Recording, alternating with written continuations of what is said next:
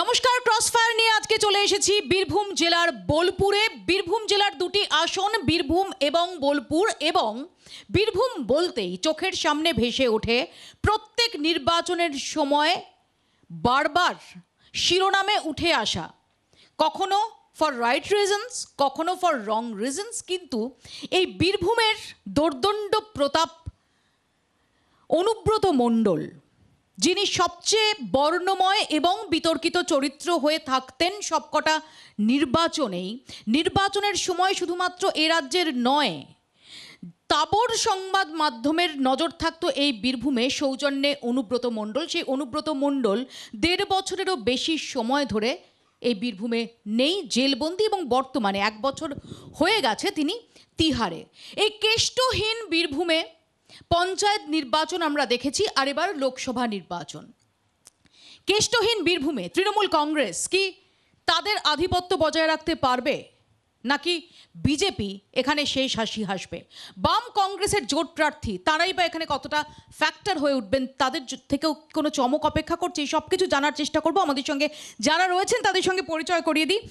আমাদের সঙ্গে রয়েছেন সিপিআইএম এর তরফ থেকে এসএফআই এর জেলা সম্পাদক সৌভিক দাস বক্সি, তৃণমূল কংগ্রেসের পক্ষ থেকে মনীষা বন্দ্যোপাধ্যায়, বিজেপির পক্ষ থেকে দীনেশ সাঁতরা, এবং কংগ্রেসের পক্ষ থেকে জয়দেব মুখার্জি।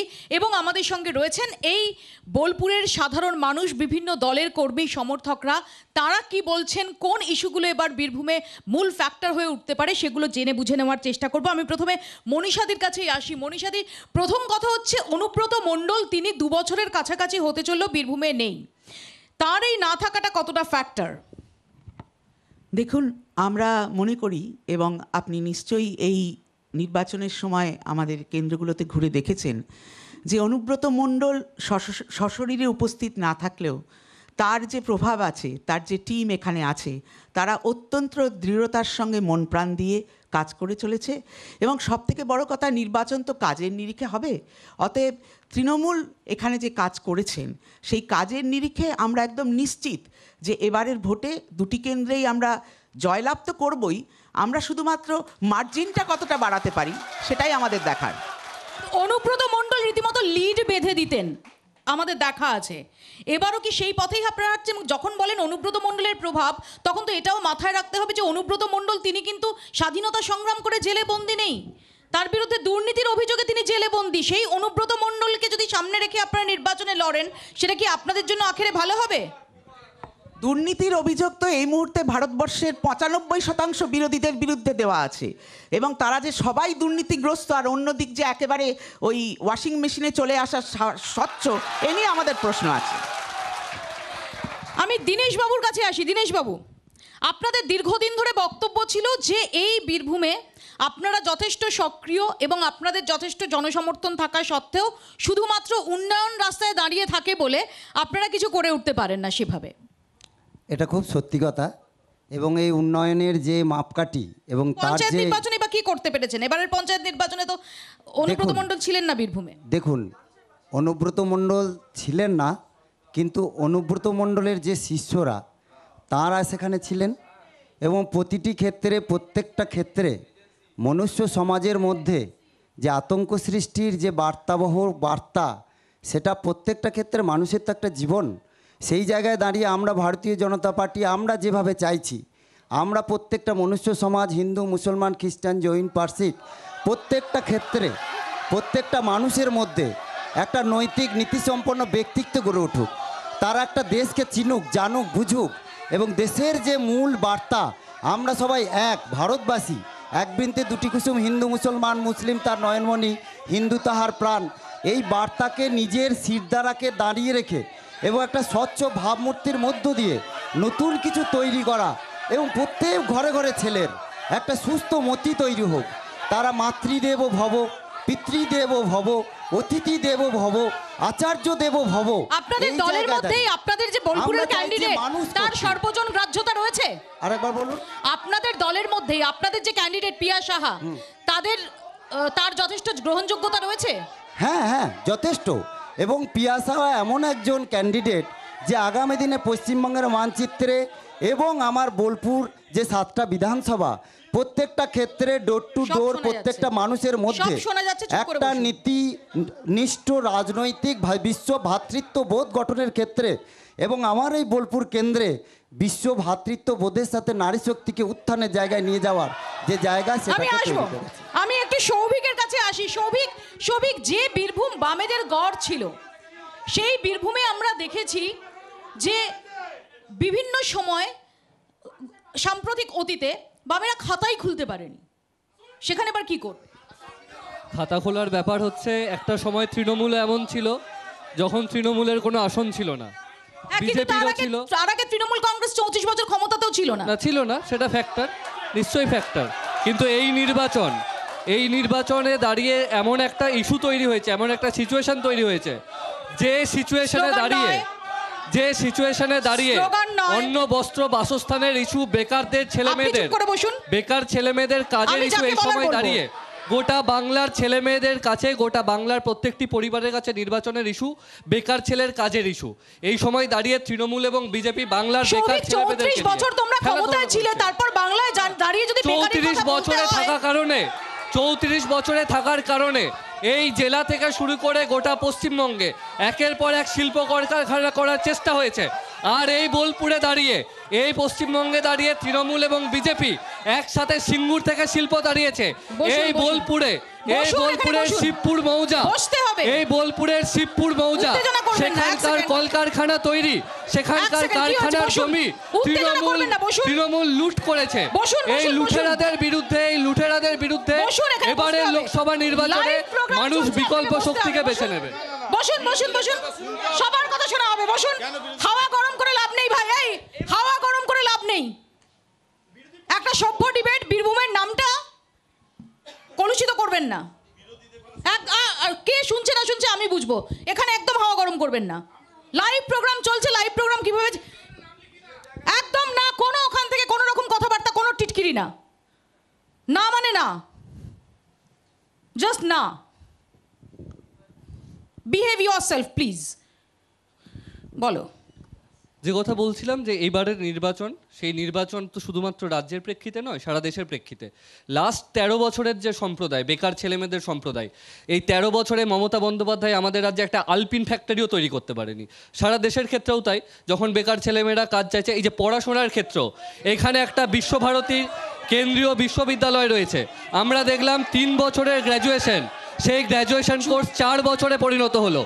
নরেন্দ্র মোদী যে সিলেবাস তৈরি করলো, রাজ্য সরকার সেই একই সিলেবাস করে বছরে 4 বছরের গ্র্যাজুয়েশন কোর্স 2বার করে ফর্ম ফিল আপ, পড়াশোনার খরচ বাড়লো। আজকের দিনে দাঁড়িয়ে বেকার ছেলেমেয়েরা, ছাত্রছাত্রীরা কোন সরকারকে নির্বাচন করবে? আমি জয়দেব বাবুর কাছে আসবো। বাম কংগ্রেস জোটবদ্ধ হয়ে লড়ছে। জয়দেব বাবু, হ্যাঁ, বর্তমানে দেখা যাচ্ছে ভারতবর্ষে রাজনৈতিক যা পরিস্থিতি আর কি, তার মধ্যে এখানে বামেরা, অর্থাৎ বোলপুরে বামেরা ক্যান্ডিডেট দিয়েছেন, হ্যাঁ, বীরভূমে মিল্টন রশিদ কংগ্রেসের ক্যান্ডিডেট। কংগ্রেস ক্যান্ডিডেট দিয়েছে। বর্তমানে ভারতবর্ষের রাজনীতিতে যে অবস্থা, তাতে সেই রাজনীতির হচ্ছে, ম্যাডাম? অবস্থার কি পরিপ্রেক্ষিতে হচ্ছে? এটা কি এবং হচ্ছে? পশ্চিমবাংলায় যেহেতু গণতন্ত্র একদমই নেই, বাংলার গণতন্ত্র ভুলণ্ঠিত হয়ে গেছে আর কি। সেই গণতন্ত্র না থাকার জন্য এখানে আমরা বাধ্য হয়েছি বামফ্রন্টের সাথে কংগ্রেস জোট করতে। এবং সব থেকে আরেকটা বলি, কিন্তু আমার এখানে জিজ্ঞাসা যে এই বীরভূমে, এক সেকেন্ড, এই বীরভূমে গণতন্ত্র নেই। আজকে বীরভূমের বাঘ তিয়ারে বসে আছে, আজকে বীরভূমের বাঘ না, যে সময় শুধু তিয়ারে বসে আছে, যে সময় দাঁড়িয়ে বাম এবং কংগ্রেস জোট করছে, ভোট দিতে পারছে না। জয়দেব বাবু, বীরভূমে যখন বীরভূমে না, রাজ্যেই যখন বাম এবং কংগ্রেস জোট করছে, যদি বীরভূমের নিরিখে আমরা দেখি, বাম কংগ্রেস একসঙ্গে ভোট চাইতে গেলে কোথাও বিভিন্ন নানা রকম অতীত স্মৃতি, ধরা যাক সুজপুর, সেগুলো সামনে আসবে না? তারা বুঝতে পারছে আর কি। চুপ করুন। আজকের দিনে সোশ্যাল মিডিয়ার যুগে সাধারণ মানুষ বুঝতে পারছে যে কেন বাম এবং কংগ্রেস জোট করেছে। সারা দেশ জুড়ে যখন আমাদের দেশের সংবিধান থেকে শুরু করে আমাদের শিক্ষা সিলেবাস প্রত্যেকটা জিনিস আক্রমণের মুখে, তখন পুরনো অতীত ঘাটাটা বিষয় আজকে নয়। বকটুই কারো হত্যাকাণ্ড, বাড়িতে আগুন লাগলে, বকটুই হত্যাকাণ্ডর সেই শিশুরা আজও কাঁদছে, তাদের আত্মা কাঁদছে, আর তাদের অভিশাপেই আজ তিহার গেছে অনুব্রত মণ্ডল। সারা দেশে যখন আগুন বকটুই লেগেছে, হত্যাকাণ্ড কেন হলো, মমতা ব্যানার্জি একটা জবাব দিতে পারবে? কেন ওই শিশুদেরকে জ্বালিয়ে মেরে দেওয়া হলো? কেন, কি দোষ করেছে ওই মনীষাদি, শিশুরা? মনীষাদি আসবো, মনীষাদি কেন ওই শিশু মহিলারা?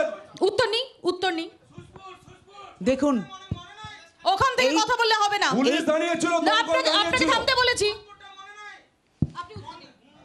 একটা কথা বলি, সন্ত্রাস বা এই ধরনের ঘটনা সমস্ত জায়গাতে ঘটে, সেখানে কি ধরনের ব্যবস্থা নেওয়া হয় সেটা হচ্ছে প্রথম কি কথা। ব্যবস্থা নেওয়া হয়েছিল? আমাদের এখানে আর যখনই না এই বললে ধরনের পুলিশ ঘটনা আসবে না। ঘটেছে ব্যবস্থাই নেওয়া আমাদের হয়নি। তরফ থেকে ওখানে মনীষাদি, পুলিশ সবাই দাঁড়িয়েছিল। আন্দোলন করা হয়েছে। মনীষাদি, দমকল কি বাহিনী ব্যবস্থা, এক দাঁড়িয়েছিল, সেকেন্ড, তাদেরকে যেতে কি দেওয়া ব্যবস্থা হয়নি। নেওয়া হয়েছিল? উচ্চপদস্থ পুলিশ আধিকারিকরা তার বাইরে এসে চলে গিয়েছিলেন সেখান থেকে, ঠিক সময় ইন্টারভেনশন হয়নি, তাহলে এটা এড়ানো যেতে পারতো। কিন্তু এই শিশুরা কি দোষ করলো? আমরা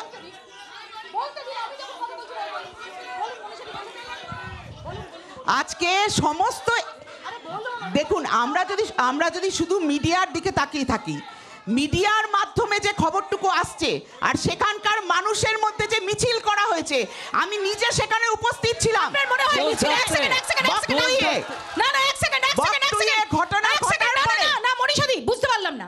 বক- এক সেকেন্ড, যারা অসহায়ভাবে সেদিন মারা গেছে, মিছিল করলে কি তারা জীবন্ত হয়ে ফিরে আসবে? নিশ্চয়ই ফিরে আসবে না, কিন্তু তাদের পাশে সহমর্মিতার জায়গা কিসের মিছিল? সহমর্মিতা, কিসের সেখানে মিছিল? পুড়িয়ে মারার পর সহমর্মিতা। কিসের মিছিল?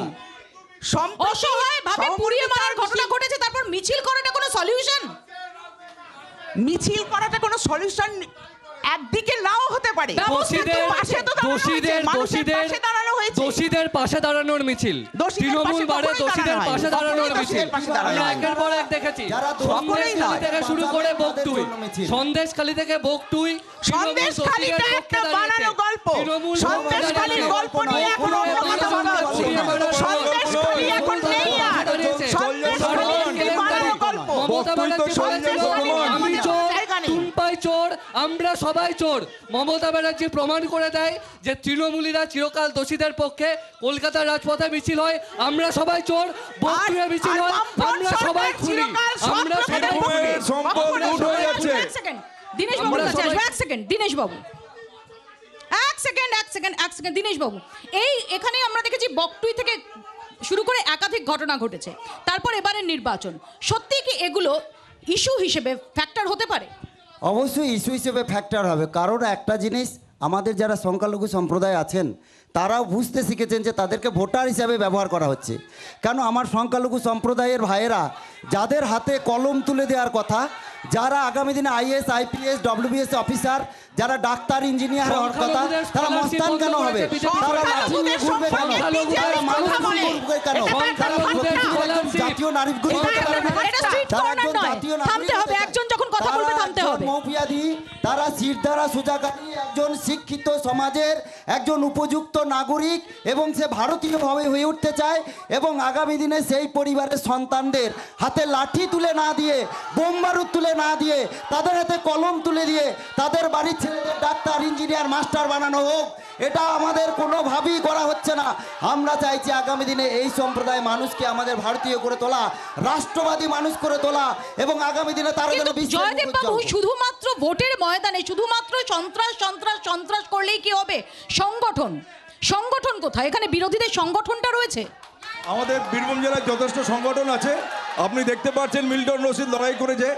এই গণতান্ত্রিক পরিবেশ না থাকার পরেও বীরভূমে জেলা পরিষদের ক্যান্ডিডেট জিতেছে, কয়েকটা পঞ্চায়েত জিতেছিল, তাদেরকে ভয় দেখিয়ে, পিস্তল দেখিয়ে তাদেরকে উইথড্র করা করিয়েছে। এবং সব থেকে লজ্জার যে বীরভূমের সরকারি অফিসাররা তৃণমূলের হয়ে মানে ভোটে জেতা ক্যান্ডিডেটকে হারিয়ে দিয়েছে আর কি। এর থেকে লজ্জার কি থাকতে পারে? আমরা দেখেছি যে শুভেন্দু অধিকারী তিনি রীতিমতো নাম গণতন্ত্রটা করে, নেই বীরভূমে। এক সেকেন্ড, তিনি রীতিমতো নাম করে হুঁশিয়ারি দিচ্ছেন যে অনুব্রত মণ্ডল তিনি তিহারে, কিন্তু তার যে সাগরেদরা, সেই সাগরেদরা অশ্বিনী, নুরুল, তারা এখানে সন্ত্রাসের আবহ তৈরি করছে। এখানকার মানুষ তার জবাব খুব তাড়াতাড়ি ভোটে দেবে, আপনারা জানতে পারবেন। কিন্তু আপনিও তো বললেন যে অনুব্রত থাকুন বা না থাকুন এখানে তার প্রভাব মানে কি এইগুলো অবশ্যই নেতিবাচক আছে, প্রভাব? অবশ্যই আছে, তার প্রভাব তো আছেই এখানে, আমরা অস্বীকার করি না, কখনো অস্বীকার করি না। গণতন্ত্রটা কোথায়? এখানকার বীরভূমে গণতন্ত্রটা কোথায়? বীরভূমে মানুষরা কি আগামী দিনে ভোট দিতে পারবে স্বাধীনভাবে? 2018 সাল থেকে শুরু করে গোটা পঞ্চায়েত নির্বাচন, গোটা রাজ্য জুড়ে পঞ্চায়েত নির্বাচনে পঞ্চায়েতগুলো দখল করার অন্যতম মাস্টার মাইন্ডের নাম হচ্ছে শুভেন্দু অধিকারী। তখন তিনি তৃণমূলের নেতা, স্লোগান দিতে না এখন করেছি। শুভেন্দু অধিকারী একবার বিজেপির না নেতা। করেছি মানে এক তারপর সেকেন্ড ভাই। শুভেন্দু অধিকারী একবার না করেছি মানে না করেছি। স্লোগান একবার দিতে না করেছি মানে না করেছি। কোন পার্টির আপনি আমার দেখার দরকার নেই। না না না, একদম না, একদম না, একদম না, একদম না। ওসব এখানে করে লাভ নেই, এসব করে লাভ নেই এখানে। আমি জানি হাউ টু হ্যান্ডেল। একদম করবেন না। যে পঞ্চায়েত নির্বাচন, এ ভাই, এ ভাই, এ ভাই, কি হয়েছে? কি এখানে ওকে চোখ রাখাচ্ছেন কি? না, লাইভে আপনি চোখ রাখাচ্ছেন কি? না না না, চোখ রাখাবেন না একদম। এখানে এসব না, এসব চলবে না এখানে, একদম না, একদম না। শুরু শেষ আমি জানি না, শেষ আমি করব। শুরু যেই করুক শেষ আমি করব। একদম না, না মানে না। আমার কিন্তু চোখ আছে, কে কে এখানে গন্ডগোল করানোর চেষ্টা করছে আমি বুঝতে পারছি। যে কথা বলছিলাম 2018 সাল থেকে শুরু করে পঞ্চায়েত নির্বাচনে ভোট লুঠের মাস্টার মাইন্ড ছিল শুভেন্দু অধিকারী। শুভেন্দু অধিকারী এখন বিজেপিতে গিয়ে বলছে সন্ত্রাসের বিরুদ্ধে লড়বো। ভোট লুট থেকে শুরু করে শিক্ষা দুর্নীতি, মাস্টার মাইন্ড শুভেন্দু অধিকারী। কোন জেলায় সব থেকে বেশি শিক্ষক নিয়োগের দুর্নীতি হয়েছে? পূর্ব মেদিনীপুর। শুভেন্দু অধিকারীরা এখন গিয়ে বলছে আমরা নিয়োগের বিরুদ্ধে লড়বো। শেষ করতে দিন, শেষ করতে দিন, শেষ করতে দিন, শেষ করতে দিন, শেষ করতে দিন। এরপর থেকে শুরু করে, এখান থেকে শুরু করে যে বাবুল সুপ্রিয়, বিজেপির বাবুল সুপ্রিয়, আসানসোলের দাঙ্গাকারী বিজেপির বাবুল সুপ্রিয় তৃণমূলে গিয়ে বলছে সাম্প্রদায়িক সম্প্রীতির পক্ষে লড়বো। এক আজব দুনিয়া। কি যে ওয়াশিং মেশিন বাড়িয়েছে, কি যে ওয়াশিং মেশিন বাড়িয়েছে তৃণমূল বিজেপি, বিজেপি তৃণমূল। এর বিরুদ্ধে দাঁড়িয়ে সংখ্যালঘুদের স্কলারশিপ বন্ধ করেছেন কেন? ছাত্রছাত্রীদের গ্র্যাজুয়েশন কোর্স, গ্র্যাজুয়েশন কোর্স কেন্দ্রের বাজেটে, কেন্দ্রের বাজেটে শিক্ষার খরচ 3% থেকে 2%-এ। কেন্দ্রীয় বাজেট, মোবাইল খুলে বাজেট দেখুন, মোবাইল খুলে বাজেট দেখুন। কেন্দ্রীয় বাজেটে 3% থেকে 2%-এ নেমে আসছে শিক্ষা খাতে খরচা। করোনার সময় একের পর এক শিক্ষা প্রতিষ্ঠান বন্ধ হয়েছে। বিশ্বভারতীতে 3 বছরের গ্র্যাজুয়েশন কেন 4 বছর হয়েছে? কি কারণে? সৌভিক আসবো, দীনেশ বাবু আসবো। আমি এখানে একটু আসবো মনীষাদির কাছে। মনীষাদি, যদি আমরা দেখি যে এই জাস্ট 1.5 বছরের কিছু বেশি সময়ে আমরা যদি দেখি যে বারবার কোর কমিটি বদল হয়েছে, কখনো কাজল শেখ ইনক্লুডেড হয়েছেন, কখনো কাজল শেখ বাইরে গেছেন। তৃণমূল কংগ্রেস এখানে অনুব্রতহীন বীরভূমে তৃণমূল কংগ্রেস সংঘবদ্ধ লড়াইটা দিতে পারবে আদৌ? দেখুন, একটা কথা বলি, দলের মধ্যে আভ্যন্তরীণ হিসাবে অনেক রকমের সিদ্ধান্ত নেওয়া হয়, কিন্তু আমরা এরকম একটা রাজনৈতিক দল দেখছি তাদের একজন ভোটে দাঁড়ালেন, দেয়াল লেখা হলো, কদিন বাদে কে হলো তার ঠিক নেই। আপনারা নো ডিউজ সার্টিফিকেট দেন, আপনাদের সরকার নো ডিউজ সার্টিফিকেট দিয়েছিল? সেটা তো তার জেনে আসা উচিত আপনাদের ছিল। সরকার নো ডিউজ সার্টিফিকেট দিয়েছিল? যিনি ভোটে দাঁড়াবেন তার তো সেটা জানা উচিত। তার তো সেটা জানা উচিত। সার্টিফিকেট দিলেন কেন? এনাকে দিলেন না কেন? আসবো, একটা ছোট্ট বিজেপির পক্ষে বিরতি আছে। আমাকে নিতে হবে, আপনারা ছোট্ট কেন একটা বিজেপি বিরতির পর। তৃণমূলের পক্ষে আছে। ক্রসফায়ার ইলেকশন স্পেশাল নিয়ে এই বোলপুর থেকে বিজেপি ফিরছি, জমে তৃণমূলের উঠেছে পক্ষে ক্রসফায়ার। ছোট্ট বিরতি, দেখতে থাকুন জি 24 ঘন্টা।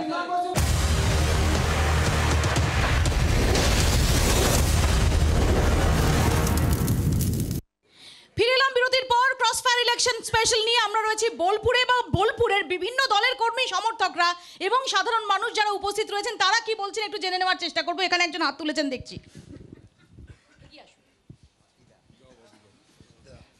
আমার বিজেপি দাদার কাছে একটা কোশ্চেন আছে, সেটা হচ্ছে নরেন্দ্র মোদী 2014 সালে বলেছিলেন যে তিনি যদি প্রধানমন্ত্রী হন তাহলে কালো টাকা নিয়ে এসে এতটাই টাকা ফেরত আসবে যে প্রত্যেকটা ভারতবাসীর পকেটে 15 লক্ষ টাকা করে ফেরত আসবে। আমরা কিন্তু 14 দেখেছি, 19 দেখেছি, নোটবন্দি দেখেছি, এখন আবার ইলেকশন এসছে, দেখছি উনি বলছেন আদানি এবং আম্বানি নাকি গাড়িতে করে কালো টাকা রাহুল গান্ধীর কাছে পাঠিয়েছে। আমার একটাই বক্তব্য যে 14 সাল থেকে আজকে 24 সাল, 10 বছরে কালো টাকা আদানির কাছে থেকে সেই টাকা রাহুল নেব। দীনেশ বাবু তার সঙ্গে একটু অ্যাড করে দেবো। আমরা দেখেছি প্রধানমন্ত্রী এর মধ্যে কৃষ্ণনগরের বিজেপি প্রার্থীকে ফোন করে এটাও বলেছেন যে ইডির উদ্ধার করা টাকা সেগুলো নাকি সাধারণ মানুষের মধ্যে বন্টন করে দেওয়া হবে। তো টাকাটা আপনাকে আসছে প্রথমে কোথায়? বলি, প্রথম কোশ্চেনের আমাকে সংক্ষেপে। বিজেপি দাদা বলেছেন, কিন্তু উনি একজন ভারতবাসী, একজন নাগরিক, না, যে উনি যাই বোঝানোর পার্টি করুক জন্য না কেন। বলেছেন, উনি বোঝানোর জন্য তো বলেছেন।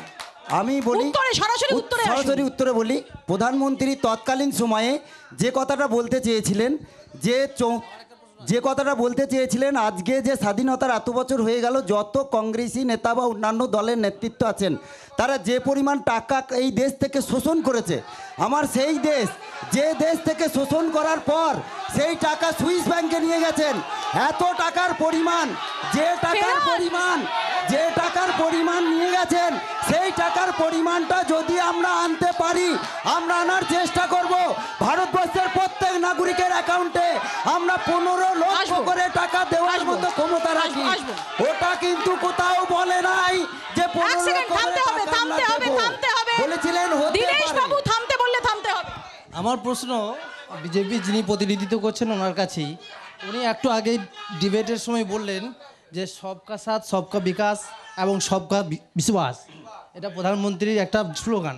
তো আমার কথা হচ্ছে, উনি যে এই কথাটা বললেন যে সংখ্যালঘুদের বিকাশ হবে, তারা আইএএস WBCS অফিসার হবে, আমি ওনাকে প্রশ্ন করতে চাই যে বর্তমানে যে 542টা যে আসন রয়েছে লোকসভা, কতগুলো সংখ্যালঘু মুখ ওনারা প্রতিনিধিত্ব? উত্তর নেবে।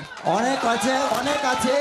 রাষ্ট্রপতি আমাদের যে সমস্ত সংখ্যালঘু সম্প্রদায় আছেন, তারা প্রত্যেকটা ক্ষেত্রে তাদেরকে তাদের মাথায় এমনভাবে ঢুকিয়ে দেওয়া হচ্ছে এটা সাম্প্রদায়িক দল, কিন্তু এটা সাম্প্রদায়িক দল নয়।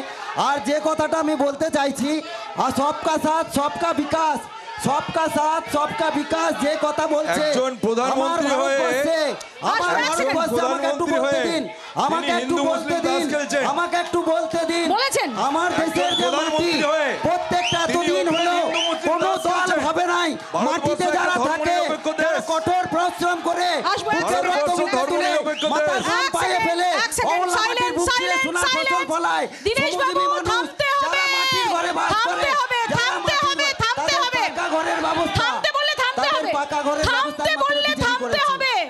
বলুন, এক সেকেন্ড। আমার তৃণমূলের যে আছেন ম্যাডামের কাছে একটাই প্রশ্ন, যে 2019-এ ওনাদের যে সাংসদ উনি অসিত মাল, তো এখানে বোলপুরের সব লোকই আছে, তৃণমূলের লোক আছে, ওয়ার্ড থেকে বলতে পারবে, উনি বিগত যে 5 বছরে বোলপুরের মানুষের জন্য কি করেছেন, সেই রকম একটা শ্বেতপত্র যদি উনি লাগাতে পারেন বা বলতে পারেন, তাহলে আমরা জানবো যে ওনাকে আবার সাংসদ। আমি ওনাকে উত্তর নেব। উত্তর আগে বসুন, বলুন। বোলপুরের সাংসদ উত্তর নিতে হবে, বলুন, আপনি বলুন না। বোলপুরের প্রত্যেকটি উন্নয়নের সাথে সাংসদ অসিত মালের যোগ আছে। দ্বিতীয় বিষয়, সাথে নেই তো। আরেকটি কথা আমি বলতে চাই, বিশেষ করে বলতে চাই, বিশ্বভারতী বিশ্ববিদ্যালয়, বিশ্বভারতী বিশ্ববিদ্যালয়কে যখন ওই কেন্দ্রীয় সরকারের দূত এসে সম্পূর্ণ অচল করে দিয়েছিল, রবীন্দ্রনাথ আমাদের বাঙালির গৌরবকে যখন ধ্বংসের দিকে নিয়ে যাচ্ছিল, দিনের পর দিন অসিত মাল এখানে ধর্ণা দিয়েছেন, এটা আমরা সবাই দেখেছি। মানে এক সেকেন্ড আমার এক সেকেন্ড আমি একটা জিনিস বুঝতে পারছি না। এক সেকেন্ড আরে ভাই, চুপ করে বসতে বলেছি, চুপ করে থাকুন। বলছি, আমার একটা প্রশ্ন আছে মনীষাদি, আমি আপনার যত কথা শুনলাম, আপনি কি মনে করেন যে উন্নয়ন বা কাজ সেগুলো গোটাটাই মিছিল বা ধর্ণা? অবশ্যই নয়। কিছু বললে আপনি বলছেন ওখানে মিছিল হয়েছে, ওখানে ধর্ণা হয়েছে, কাজ কোথায় হয়েছে? বোলপুরে যা কিছু উন্নয়ন হয়েছে দেখুন, সেই জন্যই তো বোলপুরে ভোটটা পাবেন। আমি উত্তর নেব। এক সেকেন্ড।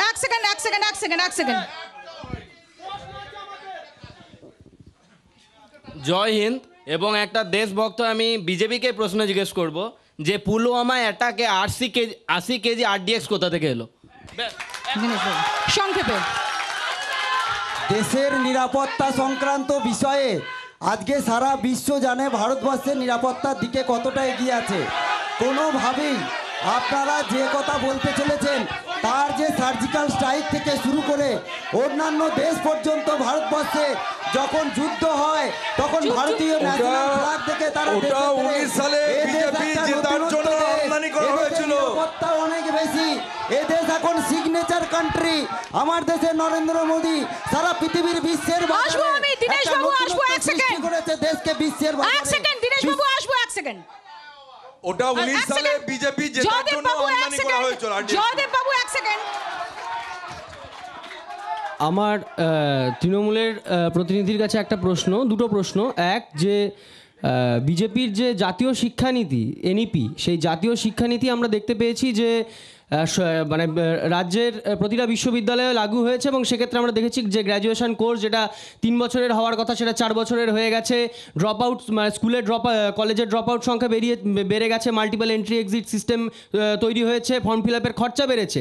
তাহলে এই যে বাইরে যে বিরোধিতার যে নাটক আর এদিকে কেন্দ্রের যে শিক্ষানীতি, সেই শিক্ষানীতিকে কিন্তু রাজ্যের প্রতিটা বিশ্ববিদ্যালয়ে অ্যাডাপ্ট করেছে। এবং লাস্ট একটা প্রশ্ন আমরা প্রত্যেকে, একটা লাস্ট প্রশ্ন যে আমরা প্রত্যেকে এখানে যারা বসে আছি বিশ্বভারতী বিশ্ববিদ্যালয়ের ছাত্র, অসিত মাল উনি বললেন যে সাংসদ এখানে এসে ধর্ণা দিয়েছেন, একদিনও টিকি দেখতে পাইনি, কোনোদিন টিকি দেখতে জাতীয় শিক্ষানীতি নিয়ে প্রশ্ন করেছেন যে জাতীয় শিক্ষানীতি নিয়ে আপনারা বিরোধিতা করেন প্রকাশ্যে, কিন্তু আসলে সেটাকে আপনারা এখানে ইমপ্লিমেন্ট করেন। এক্ষেত্রে আমার একটাই উত্তর, এই এটা কি হচ্ছে?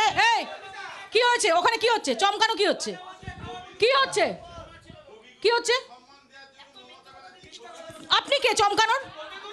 আমি বুঝবো, আপনি চুপ করে বসুন, চুপ করে বসুন, উত্তর দিন, উত্তর দিন। জাতীয় শিক্ষানীতি যেটা এনইপি 2020 সাথে, আমি তাকে বলবো পশ্চিমবঙ্গ সরকারের যে স্টেটের যে এডুকেশন প্ল্যান, সেটাকে আপনি মিলিয়ে দেখলেই বুঝতে পারবেন যে সেটা কোন জায়গায় কিরকম ভাবে আছে। সবই কিছু বলতে চাই। এই বিষয়ে বলার আছে, নরেন্দ্র মোদী যে সিলেবাস তৈরি করেছে, যে প্রেসক্রিপশন লিখেছে, মমতা ব্যানার্জি সেই দেখে চিকিৎসা করছে। কোথায় পার্থক্য? বিশ্বভারতীতে গ্র্যাজুয়েশন কোর্স 4 বছর, বোলপুর কলেজে 4 বছর। বিশ্বভারতীতে সেমিস্টার 2 বার করে ফর্ম ফিল আপ, খরচা বেড়েছে, রাজ্য সরকারের খরচা বেড়েছে। 800 টাকার ফর্ম ফিল আপ এখন 2400 থেকে 3400 টাকা, বছরে 2 বার ফর্ম ফিল আপ 7000 টাকা। পড়াশোনার খরচ বেড়েছে, একই সাথে কর্মসংস্থানের সুযোগ কমেছে, বেকারের সংখ্যা বাড়ছে। এর সাথে সাথে আমাদের 5 বছরের এখানকার এমপি পার্লামেন্টে গিয়ে প্রশ্ন করেছে মাত্র 5 বার, মাত্র 5 বার দেশের নীতি নিয়ে প্রশ্ন করেছে মাত্র 5 বার। হয়েছে, আসবো এক সেকেন্ড। এখানে কারবো আপনি প্রচুর দিচ্ছেন, প্রচুর দিচ্ছেন দিদি। প্রত্যেকটা ছাত্রছাত্রীর পেছনে প্রথমেই বলি যে দাড়ি রাখলেই রবীন্দ্রনাথ সাজা যায় না। তো আমার বিজেপির দাদাকে প্রশ্ন যে হেরিটেজ ঘোষণা হওয়ার পরে আমরা দেখলাম ফলকে রবীন্দ্রনাথ ঠাকুরের নামকে ডিলিট করে দিয়ে নরেন্দ্র মোদীর নিজের নাম রেখে দিলেন, এটা কেন? না না না না না, এইরকম শুনুন, আমাদের জাতীয় শিক্ষানীতি, যে শিক্ষানীতির মধ্য দিয়ে ভারতবর্ষের প্রত্যেকটা ছাত্র ছাত্রীকে একটা সংস্কৃতিবান নৈতিক নীতি নির্ধারক ছাত্র তৈরি করতে চায়, যেখানে আপনারা যে সংস্কৃতির বার্তা বহন করছেন একটা লাইভ শোতে, যেখানে চিৎকার চেঁচামেচি করছেন, আমরা আপনাদেরকে মানুষ করার জাতীয় শিক্ষানীতি তৈরি করেছি। যে শিক্ষানীতির ক্ষেত্রে আপনি সম্মান দেবেন, সংস্কৃতিকে ধরে রাখবেন, মনুষ্যত্বের বিকাশ হবে, নিজের সিদ্ধানাকে সুদা করবেন। থামতে বললে থামতে হবে, থামতে বললে থামতে হবে। এক সেকেন্ড।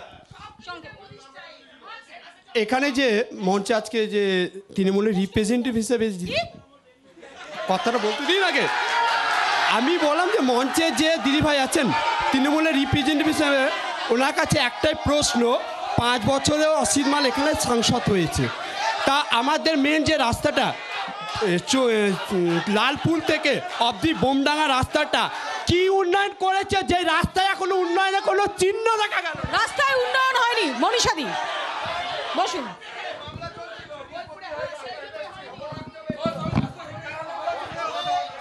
এক সেকেন্ড বসো, বলুন, আপনি উত্তর দিন। এ ভাই, এখানে কোনো কথা হবে না। গত 5 বছর এবং যে সময় ধরে তৃণমূল এখানে আছেন, তাতে বোলপুর এবং পৌরসভায় কি পরিমাণ পথঘাটের উন্নতি হয়েছে, যেটাকে যে কেউ ঘুরলেই দেখে বলতে পারবেন। ওটা নিয়ে এত বলার দরকার নেই। কিছু কাজ কোথাও কোথাও বাকি আছে, সেগুলো হবে হবে এবং তার পরিকল্পনা আছে। ফলে কসবার জমি লুট হয়েছে, উন্নয়নের নাম করে কসবার জমি লুট হয়েছে, উন্নয়নের নাম করে সন্দেশখালী থেকে কসবার জমি লুট হয়েছে। সেটা তৃণমূল কংগ্রেসের প্রত্যেকটা দীনেশ বাবু আসবো এক সেকেন্ড। বলছি কিছুক্ষণ আগে বিজেপির এক দাদা বললেন যে বোলপুরের উন্নয়ন নিয়ে যে অসিত মালকে দেখা যায়নি, উনি একজন, ওনার বোঝা উচিত যে আপনার প্রশ্ন আছে না, আপনি প্রশ্ন আপনি ওইখানে করুন, মঞ্চের লোককে না, ওই দাদাকে আপনি প্রশ্ন করতে পারবেন না। আপনি মুখপাত্র নাকি? আপনার মুখপাত্র ওখানে বসে আছেন। হ্যাঁ, এক সেকেন্ড। প্রথমেই আমার কংগ্রেস দাদার কাছে প্রশ্ন, যে উনি বললেন যে তৃণমূলের জন্য নাকি ওনারা সিপিএম আর কংগ্রেস জোট হয়েছেন, তো নেতাই থেকে নন্দীগ্রাম সুজপুর ছুটাঙাড়িয়া, বানতলা, ধানতলা, এই যে যারা মায়ের রক্ত, ছেলের রক্তমাখা ভাতকে মাকে খাওয়াতে বাধ্য করেছিল, সেই সিপিএমের সঙ্গে হারমাস সিপিএমের সঙ্গে আপনারা জোট করেছেন। আমরাও কংগ্রেস থেকে আসা পরিবারের ছেলে, সেই জায়গায় দাঁড়িয়ে যারা শূন্য পেয়েছে তাদের কাছে প্রশ্ন যে কোন নীতির নিরিখে আপনারা করলেন। আর বিজেপি দাদার কাছে প্রশ্ন, আপনার একটাই প্রশ্ন সমগ্র পশ্চিমবাংলায় গণতন্ত্র একদমই নেই। কোনো মানুষ গিয়ে ভোট দিতে পারে না, ভোটের সময় বাড়ি থেকে বেরোতে দেয় না। যেখানে গণতন্ত্র বলে জিনিস নেই, তো সেখানে তো মানুষ কি করবে বাধ্য হয়ে? গণতন্ত্র আগে দরকার, ডেমোক্রেসি দরকার। আজকে এক সেকেন্ড, আমার এখানে প্রশ্ন, এক সেকেন্ড। না না, আমার এখানে প্রশ্ন, জয়দেব বাবু, এক সেকেন্ড, আমার এখানে প্রশ্ন। আমরা মাত্র বছর খানেকের একটু বেশি সময় আগে দেখেছিলাম সাগরদিঘি নির্বাচন। সাগরদিঘি মডেল হয়ে গেছিল, সেখানে লোকজন ভোট দিতে পেরেছিলেন, বাম কংগ্রেস জোট প্রার্থী জিতেছিলেন, রাখতে পারলেন কোথায়? শুধুমাত্র গণতন্ত্র নেই বললে হবে? তারপর আয়রন বলেছিলেন আপনারা। আমাকে উনি জেতার পর ওই এলাকার সমস্ত মানুষের সমস্ত সরকারি সুবিধা বন্ধ করে দেওয়া হয়েছিল। ওনাকে বাধ্য করা হয়েছিল তৃণমূলে জয়েন করাতে, ওনাকে বাধ্য করা হয়েছিল আর কি। উনি সাধারণ মানুষের দিকে তাকিয়ে উনি তৃণমূলে জয়েন করেছেন। না না না, একদমই না। সমস্ত সাধারণ মানুষের সুযোগ সুবিধা বন্ধ করে দেওয়া হয়েছিল। এক সেকেন্ড, বসুন। বলছি কংগ্রেস দাদাকে যে আজকে বলছেন গণতন্ত্র নেই, তাহলে পশ্চিমবাংলায় আপনারা আছেন কেমন করে? বোলপুরে আপনি এই মঞ্চে উঠে কথা বলছেন কেমন করে? দ্বিতীয় কথা হচ্ছে যে আপনাকে বাইরন বিশ্বাস জিতেছিলেন গণতন্ত্র উপায়ে, আজকে সেই বাইরন বিশ্বাস। ভাই এক সেকেন্ড, কি হচ্ছে? তাহলে বিগত দিনে পঞ্চায়েত ভোটে এবং বোলপুরের পৌরসভার ভোটটা কেন হলো না? একজন দুজন ক্যান্ডিডেট দাঁড়িয়েছিল, কেন ভোট করতে দিলেন না? কেন মিটিং করলেন? সেটা জবাব দিন। বীরভূমে গণতন্ত্র নেই, পশ্চিমবাংলাতে নেই, বীরভূমেও নেই। আপনারা একবার মানুষের ওপর ভরসা করুন, সব সময়ের জন্যই। 21 সালে নির্বাচনের পর কিভাবে মানুষের ঘর বাড়ি চালিয়ে দেওয়া হয়েছিল আর কি, সেই প্রশ্নের জবাব দিন। এক সেকেন্ড, আপনি বলবেন কিছু? না, পৌরসভার প্রত্যেকটা সুবিধা, পৌরসভার প্রত্যেকটা সুবিধা, প্রত্যেকটা প্রকল্প সব ভরে চরমায়। কোনো বিজেপি তৃণমূল কংগ্রেস বলে কিছু আলাদা কিচ্ছু হয় না। পৌরসভার প্রত্যেকটা জল প্রত্যেক ঘরে যায়, পৌরমাতা সবাইকে হলো। না, সেটাই তো স্বাভাবিক। তাহলে পাবলিককে সেটাই তো স্বাভাবিক দেওয়া হচ্ছে না কেন? সেটাই তো স্বাভাবিক। এটা কোনো ফেভার করেন না, উন্নয়ন করে থাকেন, এটা কোনো ফেভার করেন না। তৃণমূল যত কার প্রশ্ন আছে? তাহলে ভোট দিতে দিচ্ছেন না কেন? আমার তৃণমূলের প্রতিনিধির কাছে একটাই প্রশ্ন, জ্বলন্ত সমস্যা যে 25,000 ছেলের চাকরি গেছে, সেই চাকরি আপাতত আছে কিন্তু চলে যাবে, আমরা যেটা কোর্টের রায় যেটা জানতে পারছি, বিচারাধীন আছে। তো এই চাকরি হারা ফ্যামিলিগুলো আজ অন্ধকারে, এর দায় কে নেবে? এই দুর্নীতির দায় কে নেবে? এই চাকরি হারানোর দায় কে নেবে? যদিও এখনো পর্যন্ত এতে স্টে হয়েছে, কিন্তু ভবিষ্যৎ অন্ধকার। প্রথমত এই বিষয়টা সম্পূর্ণ বিচারাধীন ব্যাপার, এটা কোর্টে ফয়সালা হবে। আর এখনো রাজ্য সরকার বলেছে রাজ্য সরকার কিন্তু কারো মাইনে বন্ধ করেনি, রাজ্য সরকার কারো মাইনে বন্ধ করেনি, সবাই বহাল আছে। 25,000-এর মধ্যে 9,000 আছে। বিরতির সময় যে ছোট্ট একটা বিরতির সময় ফিরবো, ছোট্ট একটা বিরতির পর ফিরবো, কারণ এই বোলপুরে এই রবীন্দ্রনাথের স্মৃতি বিজড়িত বিশ্বভারতী গত কয়েক বছরে বারংবার শিরোনামে এসেছে এবং প্রশ্ন উঠেছে, এখানে রাজনীতির চেষ্টা করা হয়েছে। এ প্রসঙ্গে ফিরবো, ছোট্ট একটা বিরতির পর ফিরছি, দেখতে থাকুন ক্রস ফায়ার ইলেকশন স্পেশাল।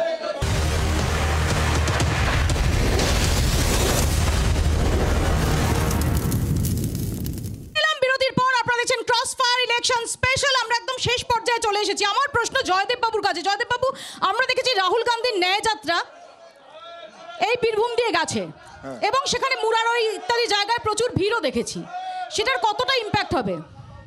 সেটা ইম্প্যাক্ট হবে, এখন মানুষ বুঝতে পেরেছে ওদের থামান। এই 10 বছর মোদিজির অপশাসন আর আমাদের দিদিজির অপশাসন, সেই জন্য বাংলার মানুষ বুঝতে পেরেছে।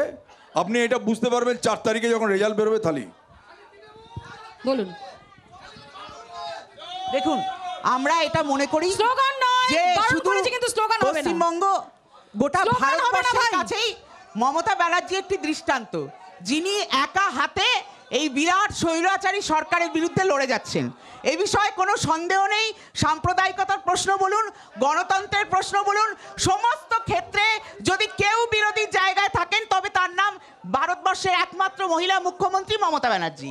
এবং আমরা এটাও বিশ্বাস করি, যদি আমরা নিশ্চয়ই 4 তারিখে যখন এই মোদী সরকার চলে যাবেন তখন যাকেই ক্ষমতায় আসতে হবে, মমতা ব্যানার্জি ছাড়া কেউ ক্ষমতায় বসতে পারবে না, এটা আমরা বিশ্বাস করি। 400 পার। দীনেশ বাবু, দেখুন প্রত্যেকটা ক্ষেত্রে আমাদের যে কথা বলার চেষ্টা করছি আপনাদের সামনে, কারণ গণতন্ত্রের চতুর্থ স্তম্ভ আপনারা, এবং আপনাদের মধ্যে আমরা এটুকু বলতে চাইছি এই যে স্বৈরাচারী সরকার বা এই সমস্ত কথাগুলো, এগুলো কোনো রকমভাবেই ধোপে টিকবে না, কারণ মানুষের চোখ আছে, বিবেক আছে, আবেগ আছে, সাবেগ আছে। প্রত্যেকটা ক্ষেত্রে তারা তাদের নিজস্ব চিন্তা চেতনার যে চিন্তা, তার যে ছাপ, এবং আগামী দিনে পশ্চিমবঙ্গের মানচিত্রে সেই ছাপ পড়তে চলেছে।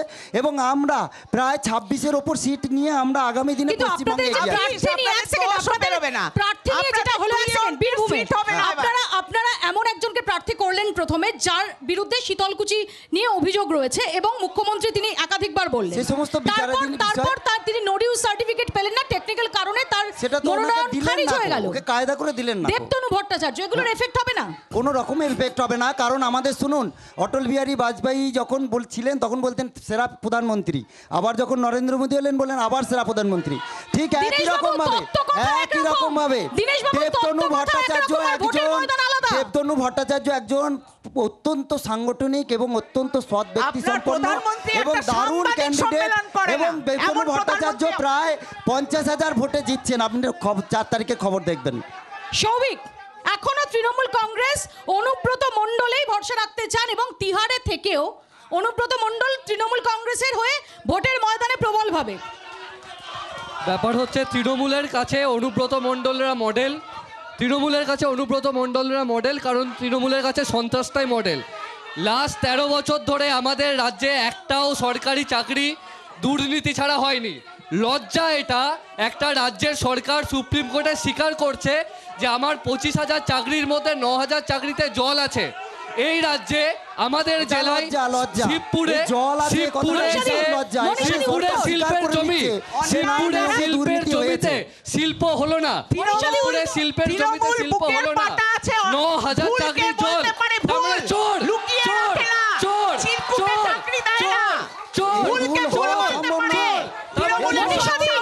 চোর তার মানে চোর, 9,000 চাকরি চুরি হয়েছে তৃণমূলের